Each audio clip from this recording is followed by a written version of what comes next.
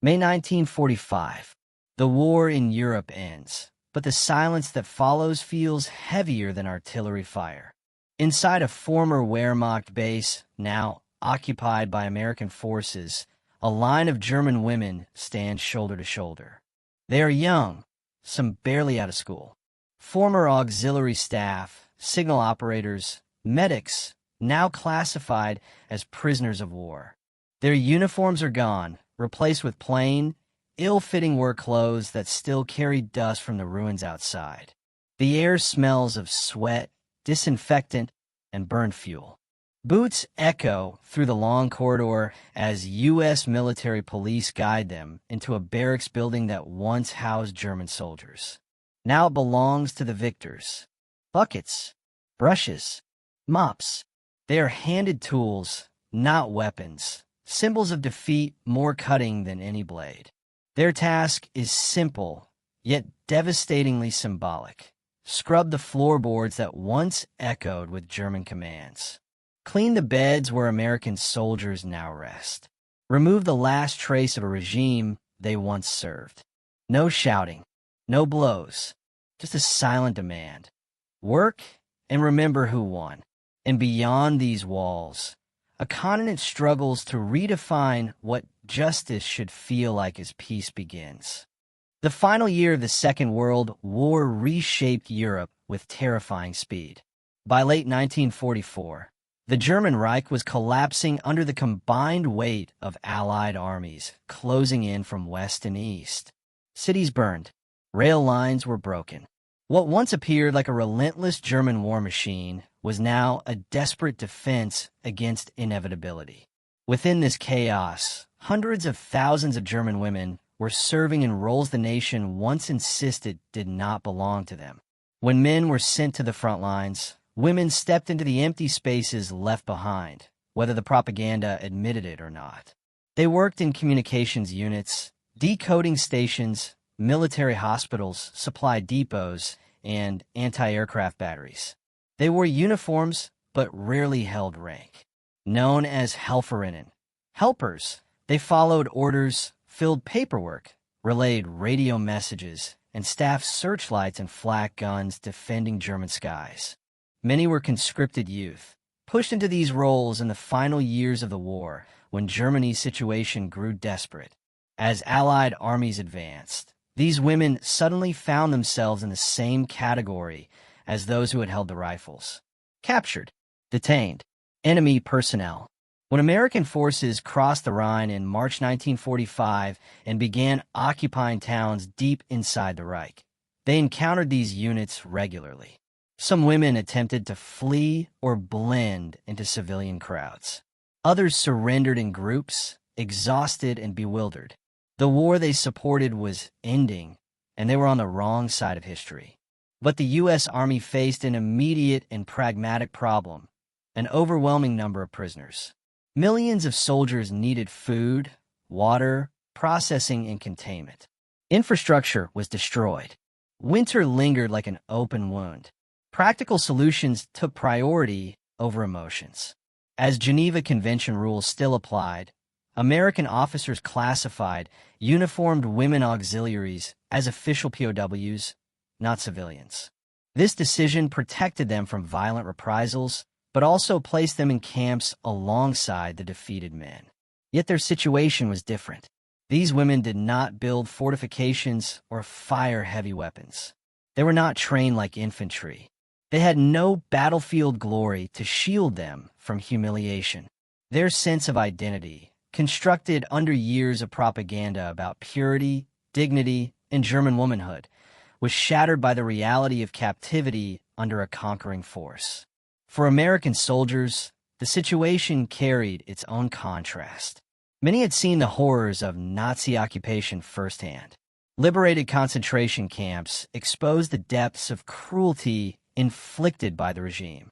Grief and outrage lived fresh inside them. Every captured German, man or woman, represented a system responsible for millions of dead Americans, Europeans, and civilians. Trust was non-existent. Still, the U.S. Army maintained order and discipline. These women were not paraded as trophies. But neither were they treated with gentle sympathy. Survival jobs waited for them. Hard, physical tasks intended to sustain the occupying forces and restore shattered infrastructure. Cleaning barracks became one of the most common assignments. Though simple in function, the work held a deep symbolic edge. The same military spaces once used to mobilize German soldiers were now controlled by the victors. Where men once trained to spread domination, women cleaned up the remains. The humiliation did not require shouting. It was built into the reality of defeat. Many female POWs wrote later that captivity was less about physical hardship and more about the emotional collapse of everything they knew.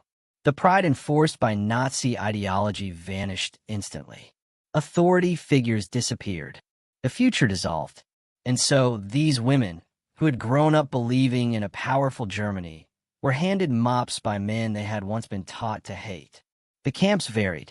Some American-run facilities offered structured routines and humane treatment.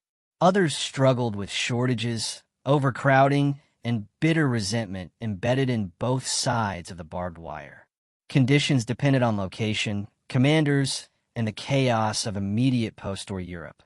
Yet everywhere, the power dynamic was clear. The war ended. Judgment began. Their new roles as POW laborers, particularly in cleaning and manual maintenance, were small pieces of a grander process, dismantling the machinery of a collapsed ideology and replacing it with occupying authority. But captivity was not only about work. It came with complex expectations, surveillance, and constant uncertainty. Families were unreachable. Letters took weeks or months.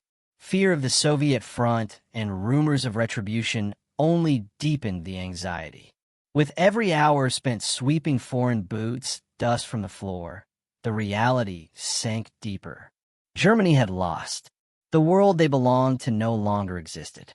Yet these tasks were only the beginning of what captivity would mean for them. The next step was learning how a defeated people lived under new rulers, both in practice and in humiliation. As Allied forces divided occupation zones across Germany, the presence of German women in uniform became an unexpected administrative challenge. The U.S. military was responsible for tens of thousands of female POWs, and their fate needed swift decisions. By the rules of international law, they could not be abandoned or mistreated. They needed shelter, rations, medical care, and security at a time when American logistics were already stretched to breaking. Meanwhile, German civilians were enduring hunger, displacement, and fear. Cities reduced to ash and brick housed families in basements and ruins. Roads were clogged with refugees, moving in every direction, not knowing which was safe. Inside this chaos, POW camps became strange islands of order. American officers assigned women to tasks that supported the occupation effort. Cleaning barracks was among the earliest and most visible duties. It was practical, immediate, and symbolically charged. In those buildings, victory lived. American soldiers slept, planned, and wrote letters home. The floors needed scrubbing, the linens needed washing, the latrines had to be cleaned. Uniformed women who once supported a hostile military now maintained the comfort of their conquerors.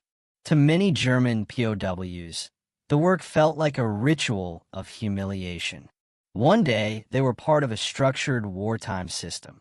The next, they were laborers in the quiet aftermath of defeat. The act of kneeling to clean a soldier's living quarters erased any illusion that ideology or patriotism could still protect them. But humiliation was only one layer of the experience. There was also fear. The Atlantic world had been flooded with wartime propaganda on both sides, warning of ruthless enemies. German women expected the worst from U.S. soldiers. Yet what they encountered often surprised them. American treatment varied, but in most controlled environments, discipline was enforced. Violence and harassment were not sanctioned behavior. Still, tension remained, just below the surface. Power imbalances are rarely quiet. Many Americans had endured brutal fighting in Normandy, the Ardennes, and across the Siegfried Line. They had lost friends, witnessed horrors, and discovered the crimes that lay behind the Reich's facade. Some felt no sympathy for the defeated.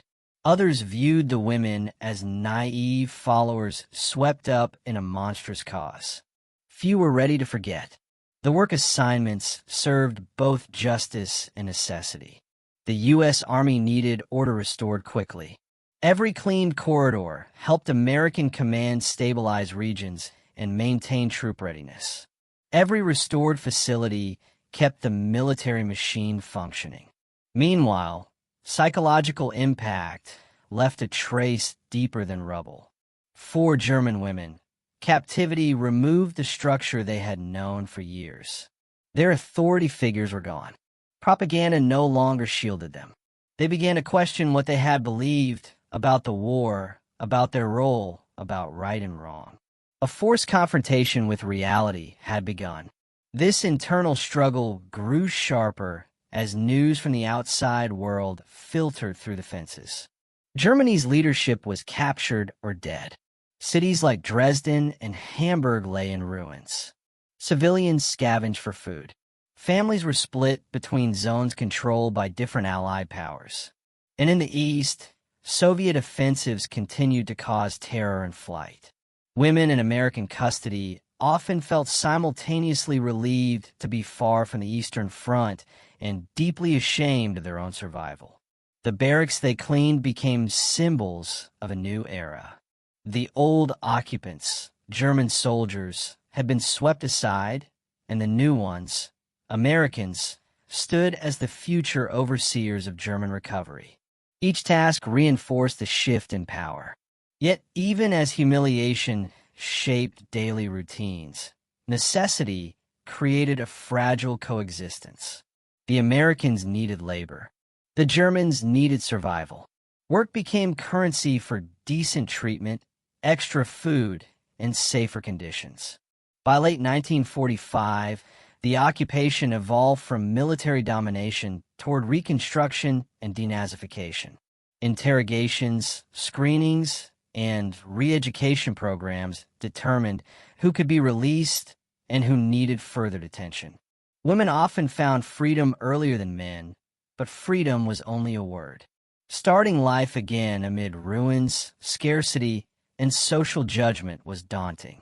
Still, every day spent cleaning foreign barracks pushed them closer to a new identity. Not soldiers, not citizens of the powerful Reich, but survivors of a nation forced to rebuild from the dust. As their hands scrubbed floors, history erased their place in the old world and wrote them into a new one. But the psychological and moral angles of this enforced labor would reveal what humiliation truly meant for those caught in the aftermath of defeat. For the German women classified as POWs, nothing prepared them for the emotional shock of surrender. Many were teenagers when they volunteered or were conscripted as Helferinnen. They believed they were serving their country, some out of patriotism, others simply following state expectations. The collapse of that belief system did not happen in a single moment. It unraveled slowly. Fear accompanied every step through the gates of American-run camps. They did not know the rules. They did not know their future. They did not know whether their families were alive, displaced, or gone forever. Inside the camp, the routine was rigid but strangely empty. Roll call, work assignment, sleep, repeat. The barracks they cleaned served as daily reminders of their loss. Every bunk made for a U.S. soldier reinforced the shift from belonging to exclusion. They were outsiders in the very spaces they maintained. Some women wrote in post-war accounts that their greatest fear was not punishment, but invisibility. Their identity, once tied to national purpose, now dissolved into a role they never imagined, laboring silently for the victors. For others, the humiliation carried a personal edge. A soldier's casual remark, a mocking glance, the pressure to smile, to obey, to never provoke. Their dignity could not rely on weapons or authority, only on their own restraint. Human endurance became measured not in miles marched, but hours endured without breaking. Yet beneath the humiliation lived a fragile resilience. Women formed friendships, shared scraps of hope, told stories about life before the war. They found tiny pockets of humanity in a place designed to hold them as symbols of defeat. Their survival was quiet, but profound. The U.S. Army did not take female POWs merely as a political gesture. Their labor filled a critical role in stabilizing occupied Germany. Military installations, command centers, and housing facilities needed constant maintenance. American soldiers were trained for combat, not cleaning. Labor shortages across Europe intensified the issue. Infrastructure was damaged on a historic scale. Rail lines destroyed, municipal workers missing or dead, supply systems collapsing. Every resource had to be stretched. Under the Geneva Convention of 1929, POWs could be used for non-combat labor that supported the occupying forces. For women allies of the defeated army, this rule applied just the same.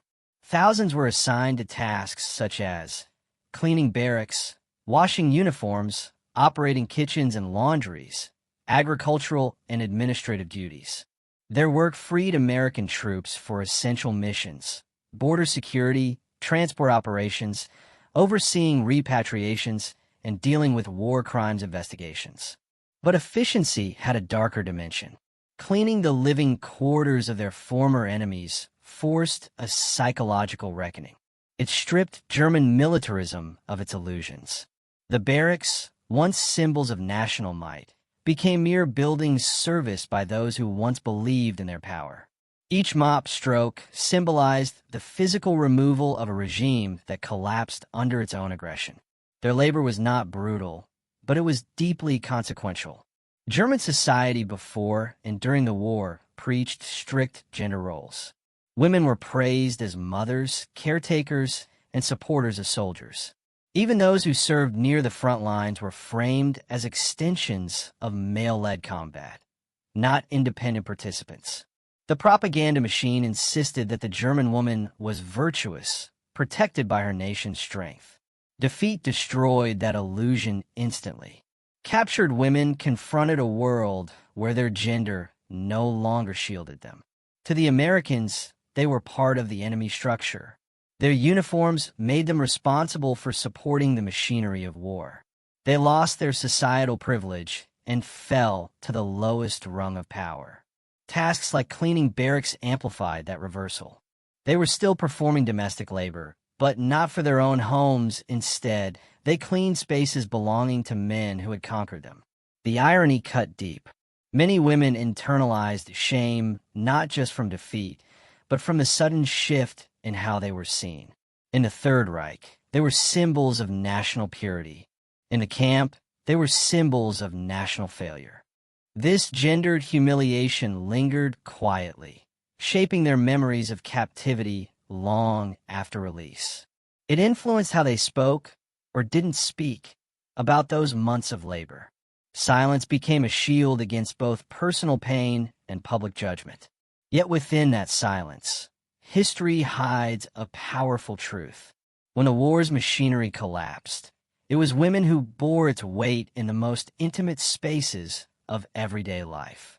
These human, logistical, and gender perspectives set the stage for deeper, more morally complex angles.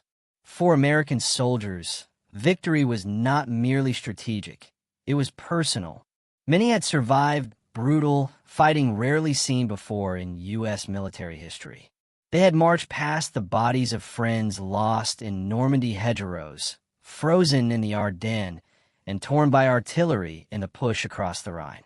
Every German uniform symbolized that suffering. So when they encountered German female POWs, women who had served inside the military system that fueled the Reich, most did not see innocence. They saw the human extension of a regime responsible for the war's devastation.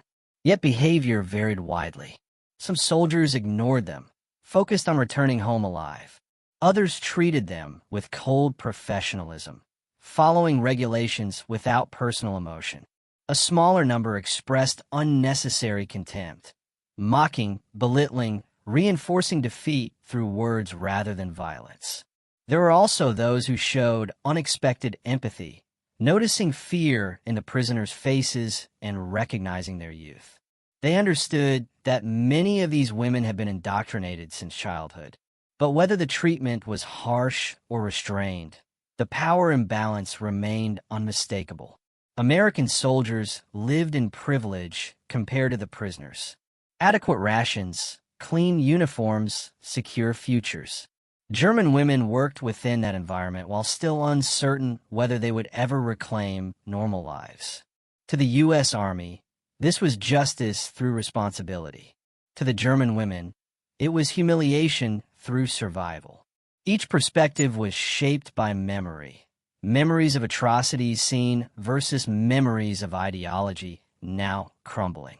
War had ended, but judgment was only beginning. History records wars and victories and losses, but justice in the aftermath is rarely straightforward. The Allied forces held moral authority after exposing the crimes of Nazi Germany. Concentration camps, forced labor, massacres, and vast civilian suffering. The world demanded accountability. Yet punishment rarely corresponds neatly to personal guilt. These women were not architects of genocide. Most had no access to the regime's horrific secrets. They typed commands, bandaged wounds, tracked supplies. Their service supported the military machine without power to direct it. Nevertheless, they were part of the defeated structure. Cleaning American barracks symbolized acknowledgement, forced, unspoken, embodied in every act of labor, that the cause they once served was responsible for tragedy on an unimaginable scale. There was humiliation in bending to clean a foreign soldier's quarters. But there was also a silent moral reality. The victors were rebuilding what the defeated had destroyed. Many women experienced internal conflict. Some defended their past choices as duty. Some rejected the ideology instantly. Others remained in denial, overwhelmed by the shame of surrender. Post-war testimonies reveal recurring themes: fear of retribution, guilt over having survived while others died, a profound loss of identity. Publicly, they were defeated Germans. Privately, they were human beings searching for meaning in defeat. The humiliation did not just come from American soldiers. It also came from within themselves. After the war, Germany entered a long process of reckoning. For decades, stories of female POWs cleaning barracks rarely emerged publicly. Why? Silence served multiple purposes. Returning home, many women found a society unwilling to acknowledge their contributions or their suffering. They faced harsh judgment. Why were you in uniform? What did you do for the Nazis? Were you loyal to the regime? Victimhood in a defeated nation was a complicated position. There was little room for personal trauma when a wider world was grappling with the revelation of Nazi crimes. Women feared being misunderstood. Some feared being labeled complicit. Most preferred to bury the memory of humiliation deep within family secrecy. Their service was erased from public narratives, caught between shame and survival. Thus, a chapter of history faded into private memories. Women who scrubbed barracks floors, washed uniforms, and maintained the living spaces of the army that conquered them. Their stories reveal a quiet truth. Not every consequence of war leaves visible scars.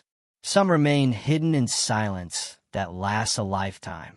These multiple angles, human, logistical, gendered, psychological, and moral, build toward the most intense part of this narrative.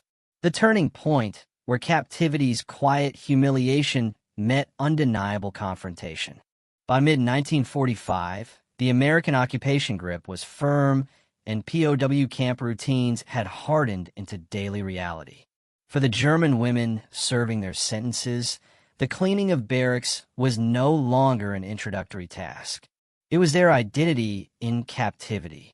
One facility, located near former Wehrmacht posts in southern Germany, housed several hundred women classified as military assistants. Their unit had been captured in April during the rapid U.S. advance. They expected interrogation, maybe immediate release. Instead, they were placed under formal POW status and marched into labor details supporting nearby American troop housing. Every morning began the same way. They lined up at dawn, waiting for assignments. A name called, a broom handed over, a glance from a guard who controlled their access to food, movement, and freedom. Groups were marched into barracks buildings where American soldiers lived, trained, and relaxed after years of brutal combat. These barracks were more than wooden structures. They were psychological battlegrounds. American soldiers moved freely, laughing, writing to their families, listening to music that drifted through open windows. In the same room, German women knelt on the floor, scrubbing dust into gray water. Their presence was tolerated as long as they remained silent and useful. Most Americans ignored them, focusing on tasks that would soon return them home. But some found the situation strange. Women who once belonged to the enemy army, now performing domestic labor at their feet. It was the ultimate symbol of power reversed. Several post-war testimonies from women's groups described the same moment of realization. No one salutes us anymore. No one recognizes our rank or our service. We are invisible unless we fail to obey. The humiliation cut deeper because it was subtle. These women were not paraded through streets or physically abused.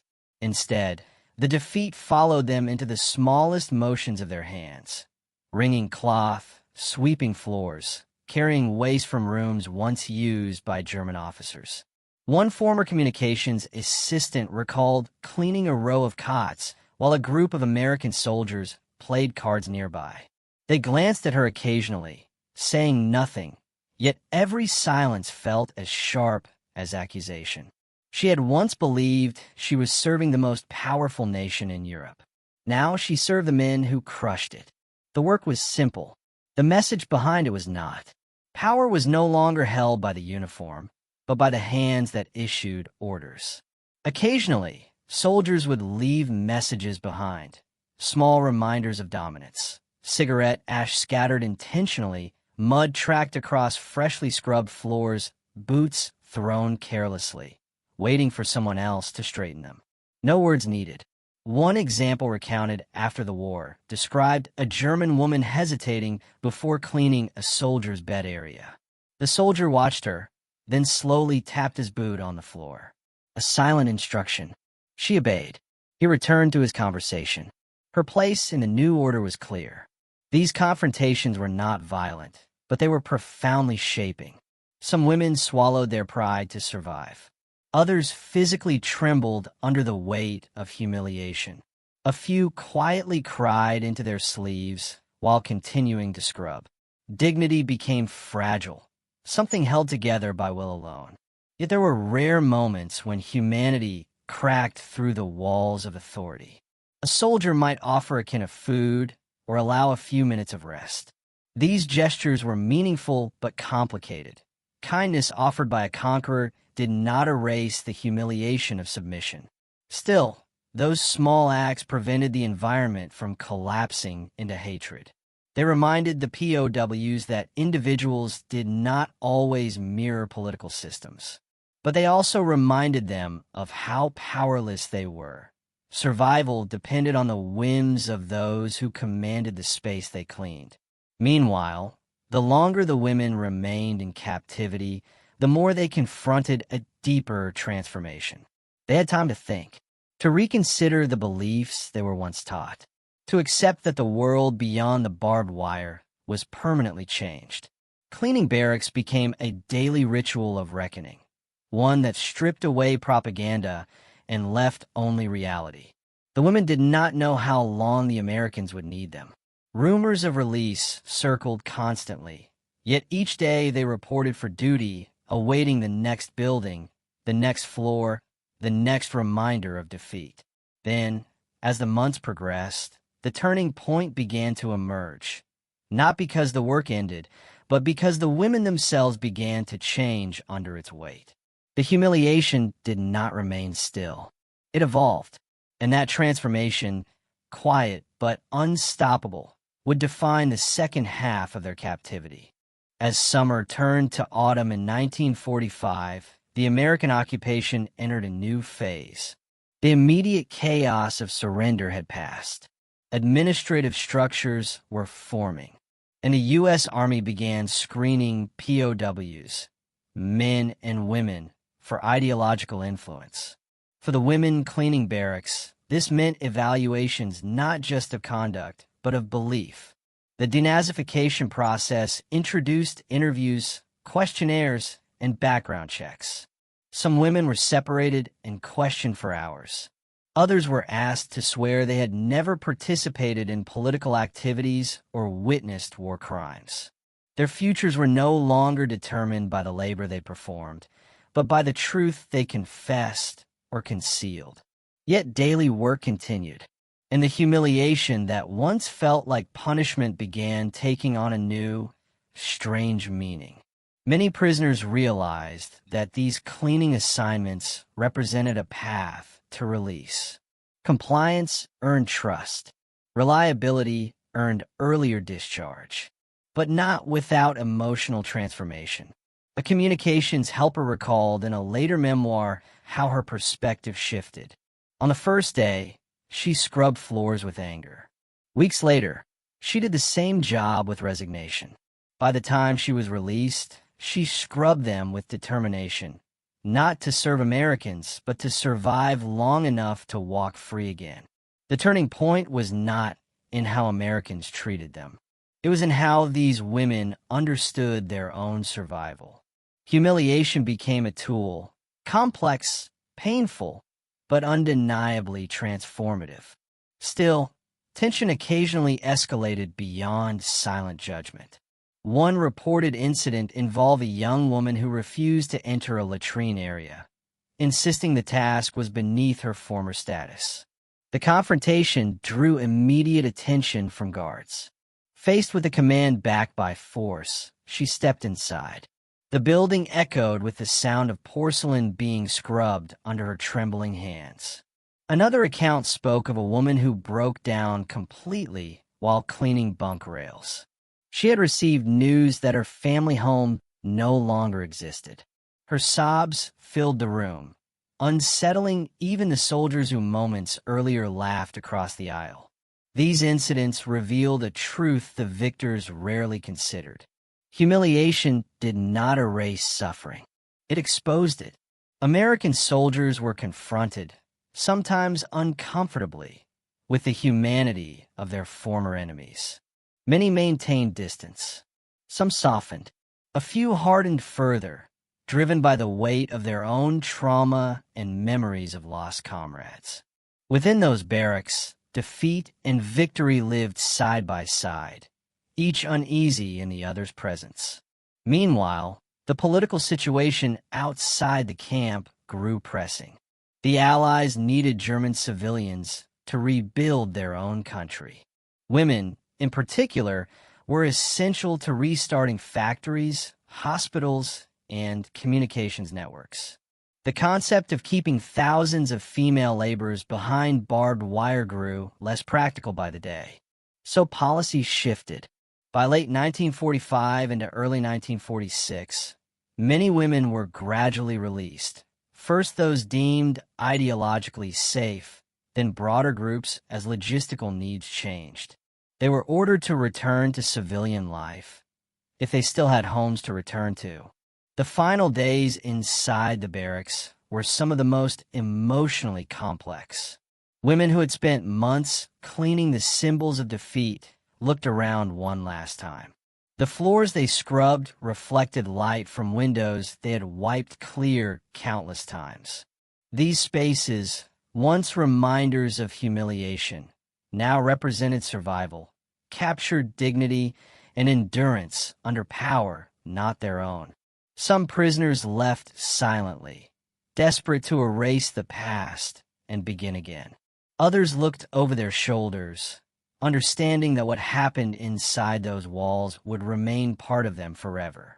No medals, no recognition, no place in public memory. Yet the turning point was real. Humiliation did not destroy them. It pushed them into the future. When gates opened and they stepped into the uncertain landscape of post-war Germany, they carried with them a new identity, one forged through labor, silence, and the slow acceptance of a changed world.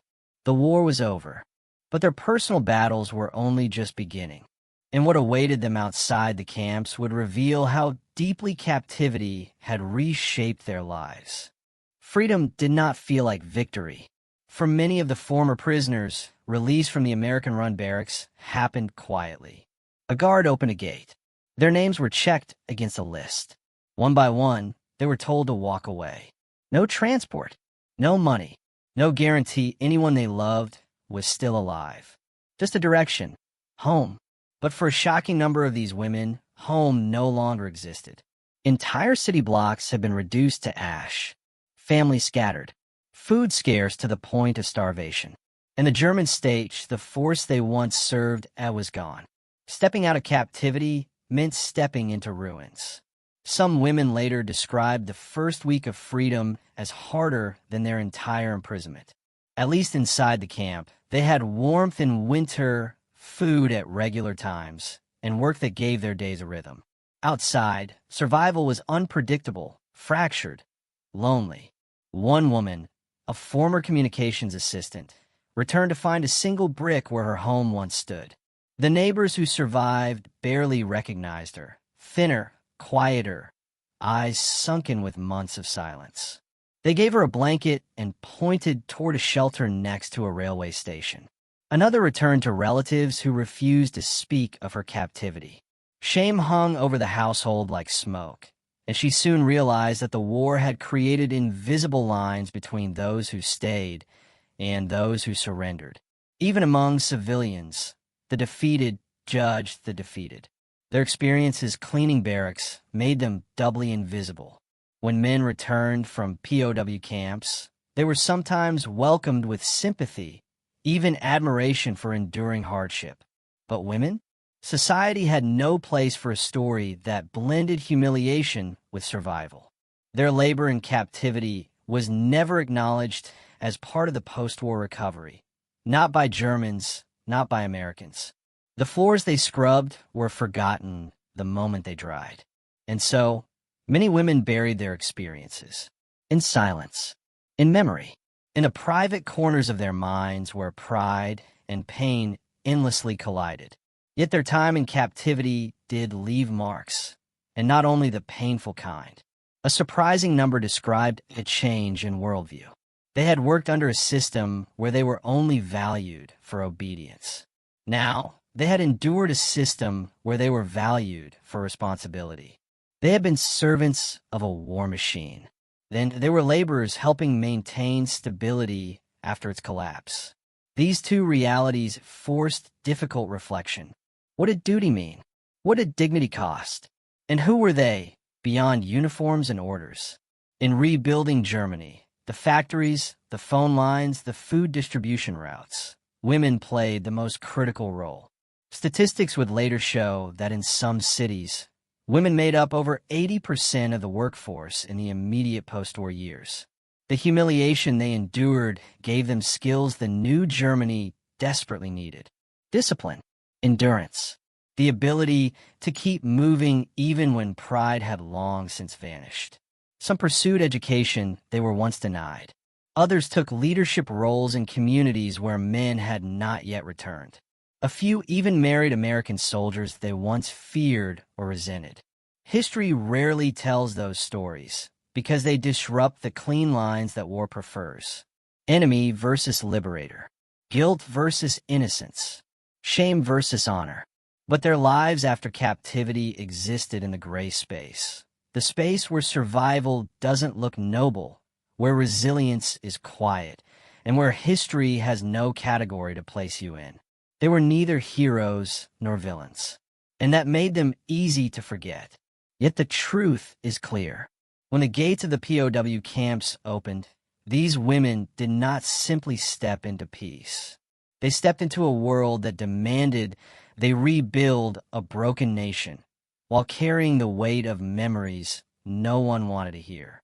What happened inside the barracks shaped what Germany would become on the outside. And that part of the story is only beginning to be understood. With time, the war faded into history books.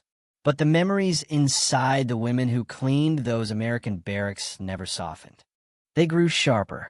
For decades, German society struggled with how to view women who had been captured. There were no medals for surrender, no parades for endurance. Instead, silence became the only acceptable language. Many children born in the 1950s and 1960s never knew their mothers had been POWs. A locked drawer with yellowing papers. A box of photos no one was allowed to touch. A uniform stitched away at the bottom of a chest. These were the quiet archives of a generation. Even researchers overlooked them. Histories of women in wartime Germany focused largely on victims of bombing raids, mass displacement, or abuse by occupying forces. Women held as POWs, especially those made to clean American facilities, fit nowhere into the existing narrative. They were soldiers, yet not combatants. Prisoners, yet not recognized as such by international conventions. Workers, yet their work remained undocumented. Their stories fell through the cracks of history. But in the late 20th century, curiosity finally found them. German historians searching for forgotten perspectives began interviewing surviving female POWs. What they uncovered was not bitterness toward Americans, nor regret about performing labor. Instead, there was a deep, persistent conflict between national memory and personal experience. Most of the women expressed three truths. Defeat meant submission. Captivity meant labor. They understood this better than anyone. Food, work, and discipline were manageable. But humiliation lingered in the details. The commands delivered sharply. The uniforms removed, the value assigned only to how well they cleaned. Yet they paid its price with their pride, and sometimes their health. One woman recalled years later, "We scrubbed away dirt, but what stayed on us could not be washed off. Time did not erase the trauma, but it gave meaning to endurance." In the decades that followed, Germany rose from ruins into a powerful, prosperous democratic state. And in that transformation, the invisible labor of women, including those who once marched with buckets and brushes through American installations, became essential. The world rarely sees who holds the foundation up, but if they let go, everything falls. By the 2000s, some European museums began acknowledging female POWs in exhibitions about war, gender, and memory. Academic studies expanded. A few survivors appeared in documentaries, their voices trembling, but strong enough to fill the silence history forced on them. Recognition arrived slowly, late but real. They were no longer unseen. They were the custodians of a bridge between destruction and recovery. They were the generation who endured defeat and then helped build peace. And through every account, one message emerged uniquely clear. Their humiliation did not break them. It hardened them into survivors. Women who were once forced to clean the remnants of American military life, coffee stains, boot prints, smoke-dusted hallways, later cleaned the rubble of an entire nation and turned it into a home again. They rebuilt so future generations would not carry the shame they did. They rebuilt so history would move forward instead of collapsing backward. They rebuilt so that Germany could rise without forgetting what brought it down. Their story reminds us that victory is not the only part of war that shapes the future. So does defeat.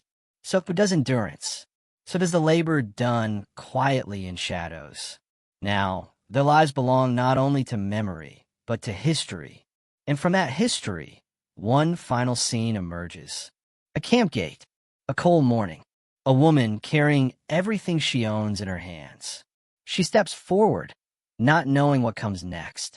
But she walks anyway, because survival is the most powerful form of resistance. She does not look back. because the world she must rebuild is ahead of her. In the long shadows of World War II, countless stories slipped into obscurity. Some were too painful to speak aloud.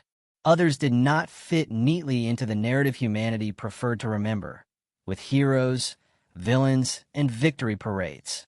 The story of German women held as prisoners, made to clean American barracks, is one of those complicated truths. It does not celebrate triumph. It does not offer clear moral judgment. It simply reveals what war truly does to people. These women were not architects of the conflict. Many were barely adults when the war began. They were trained to serve a regime that collapsed before they ever understood its consequences. And in the aftermath, they were judged by a world eager to punish, but not always willing to understand. Their captivity was not defined by violence, but by dignity stripped away through the ordinary. A mop, a bucket, a floor that needed to shine for the soldiers who conquered their nation. Their humiliation was not etched in blood, but in silence, the silence of being forgotten. Yet within that silence, resilience grew. They learned to rebuild their identities when uniform and rank were taken from them. They learned that survival was not weakness, but a foundation for renewal. They learned that peace is never gifted. It is constructed by those willing to carry its weight. History often remembers the battles won. Rarely does it remember the people who cleaned the floors afterward. But without them, there is no return to normal, no reconstruction, no chance for forgiveness or future. Their story reminds us that even in defeat, there is strength. In humiliation, there is endurance. And in the simplest acts of work, hands scrubbing, backs bent, heads held low, there exists a quiet form of courage that shapes the world long after soldiers laid down their weapons. War destroys. These women proved that people can still rebuild. That is their legacy, not the shame others expected, but the strength they never lost.